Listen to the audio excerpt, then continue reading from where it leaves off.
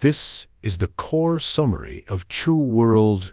Within 2 weeks of President Trump's inauguration, he imposed a 25% tariff on Mexico and Canada respectively, and added an additional 10% on top of the existing 25% against China, igniting trade conflicts. The White House explained that this measure was intended to address extraordinary threats, including illegal immigration and fentanyl, but it appears that this executive order could have a significant impact on the global trade order. Looking at South Korea's export trends, in January, exports totaled $49 billion, a decrease of 10.3% year-on-year. As emphasized in the original text, this signifies the end of a positive streak that had continued for 6, though semiconductors alone increased by 8.1%, performing relatively well. Major sectors such as automobiles, machinery, and home appliances showed sluggish performance, indicating increasing uncertainty in the trade environment. The South Korean government pointed out that the timing of the Lunar New Year holiday, a major holiday in Korea, was different from last year, thereby reducing the number of working days, and analyzed this as a temporary slowdown. In fact, based on the number of working days, average daily exports increased by 7.7%, the second highest level on record for January.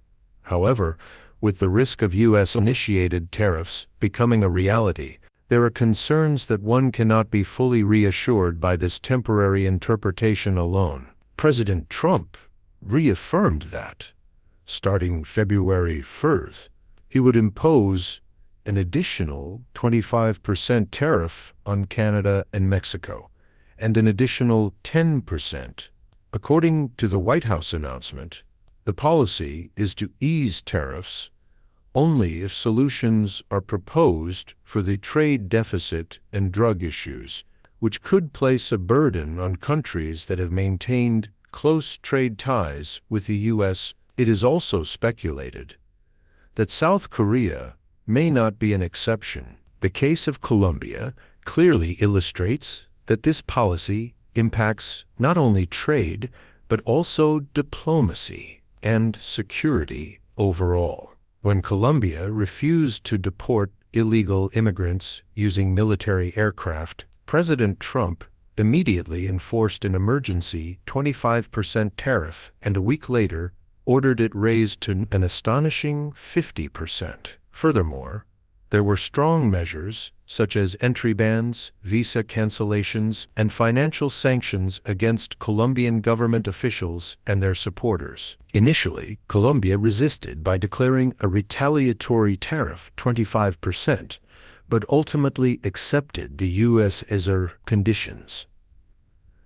As the original text emphasizes, a draft of sanctions under the International Emergency Economic Powers Act, IEEPA, was already prepared, and Colombia had no choice but to comply with U.S. demands to have it suspended. This case demonstrates how powerful tariffs can be as a negotiating card in trade and diplomatic negotiations. Latin American countries expressed concern over the large-scale deportation policy, but Colombia was the first to outright refuse the landing of a U.S. military aircraft. By employing a full range of pressure tactics, not only tariffs, but also entry restrictions, enhanced customs and border inspections, and financial sanctions, the Trump administration ultimately forced concessions from the other party. This aspect is particularly highlighted. Canada and Mexico immediately declared retaliatory tariffs in protest. Canada announced it would impose a 25% tariff on U.S. products worth 115 trillion won, such as Florida orange juice and Kentucky bourbon. Mexico also dismissed President Trump's remarks about its involvement with criminal organizations as slander and warned of corresponding countermeasures. China, too, will inevitably be hit. with an additional 10% on top of the existing 25% tariff.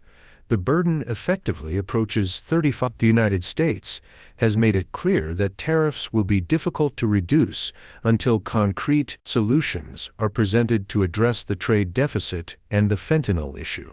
This suggests the possibility of a prolonged U.S.-China trade war and is expected to prompt a reorganization of global supply chains and changes in investment strategies.